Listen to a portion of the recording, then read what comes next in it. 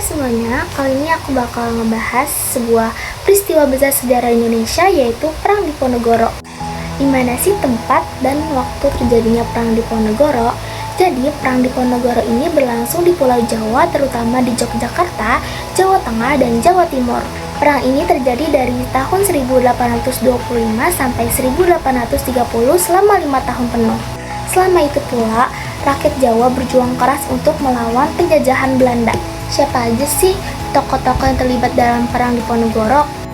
Tokoh utamanya tentu saja ada Pangeran Diponegoro yang lahir pada 11 November 1785. Beliau dikenal sebagai sosok yang cerdas, religius, dan sederhana. Beliau tidak suka hidup kemewahan dan lebih memilih hidup bersama rakyat, yaitu di Tegalrejo. Nah, perjuangan ini nggak beliau jalani sendirian karena ada tokoh lainnya, yaitu ada Kiai Mojo, yang dimana adalah seorang ulama besar yang menjadi penasihat agama Pangeran Diponegoro. Nah, yang kedua ada Sento Prawirodirjo, yaitu panglima perang utama yang memimpin banyak pertempuran besar melawan Belanda. Nah, yang ketiga ada Pangeran Mangkubumi, paman dari Diponegoro yang membantu menyusun strategi dan memperluas pengaruh perlawanan di berbagai daerah. Nah, sedangkan dari pihak Belanda ada Hendrik Marcus Baron de Kock, yaitu pimpinan utama pasukan dari Belanda. Yang kedua ada Smysled, yaitu residen Belanda di Yogyakarta yang pemicu perang. Nah, latar belakang terjadinya Pangeran Diponegoro ini ada dua sebab, yaitu ada sebab umum dan sebab khusus. Sebab umumnya yaitu adanya perjanjian Giyanti pada 1755 dan perjanjian Salatiga 1757. Wilayah Mataram Islam pecah menjadi beberapa bagian seperti Yogyakarta, Surakarta, Mangkunegaran, dan Pakualaman. Akibatnya Belanda makin mudah ikut campur urusan kerajaan. Yang kedua, terjadinya konflik dalam istana, apalagi setelah naiknya Hamengkubuwono V yang masih kecil hingga banyak muncul perebutan kekuasaan. Yang ketiga, rakyat sangat terbebani dengan pajak, seperti pajak tanah, pajak ternak, dan bahkan ada pajak jumlah pintu rumah.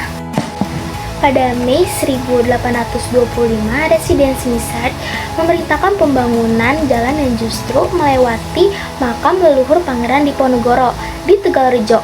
Nah, hal ini dianggap sebagai penghinaan besar dan Pangeran Diponegoro marah besar. Ia memerintahkan rakyat mengganti patok-patok jalan dengan tombak sebagai tanda perang melawan Belanda. Sekarang kita masuk ke bagian kronologi dari Perang Diponegoro.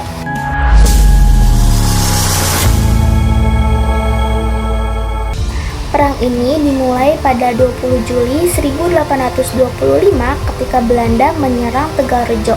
Tempat tinggal Diponegoro dibakar habis oleh Belanda, tetapi beliau berhasil melarikan diri ke Goa Selarong di Bantul, yang kemudian dijadikan markas utama dari perlawanan.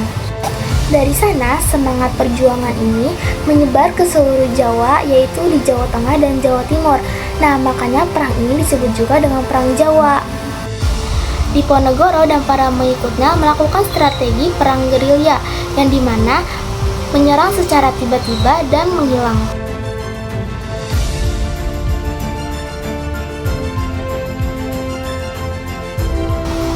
Nah, dengan cara ini pasukan Belanda mengalami kesulitan. Beberapa kemenangan penting yang diraih dari pasukan Diponegoro ada di Pacitan, Purwodadi, Prambanan, Pleret, dan Kedu.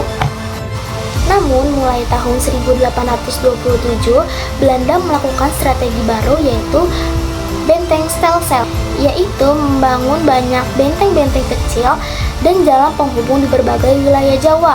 Tujuannya agar pasukan Diponegoro dapat dipersempitkan dan terputus jalannya.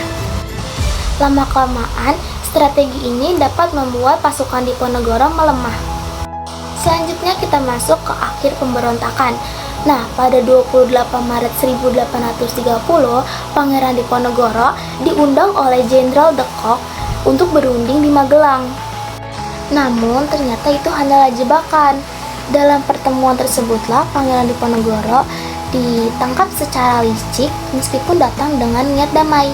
Beliau kemudian dibawa ke Batavia, lalu diasingkan ke Manado dan akhirnya ke Makassar. Di sanalah Pangeran Diponegoro wafat pada 8 Januari 1855 di Benteng Rotterdam. Nah, Perang Diponegoro ini menewaskan sekitar 200.000 orang, seluruh termasuk rakyat dan Belanda. Kerugian finansial Belanda juga sangat besar, hampir membuat pemerintahan Belanda hampir bangkrut. Nah, Perang Diponegoro adalah salah satu bentuk perlawanan terbesar rakyat Indonesia terhadap penjajahan Belanda. Semangat juang, keberanian, dan keteguhan Pangeran Diponegoro dan para pengikutnya adalah sebagai simbol bahwa rakyat Indonesia tidak akan pernah menyerah melawan penindasan. Sekali berarti, sudah itu mati. Itulah semangat yang terus hidup dari Pangeran Diponegoro hingga saat ini. Terima kasih sudah menonton. Semoga kisah heroik Perang Diponegoro ini bisa menjadi semangat bahwa kemerdekaan kita bukan hadiah, tapi hasil perjuangan panjang. Sampai jumpa di sejarah video berikutnya. Bye-bye.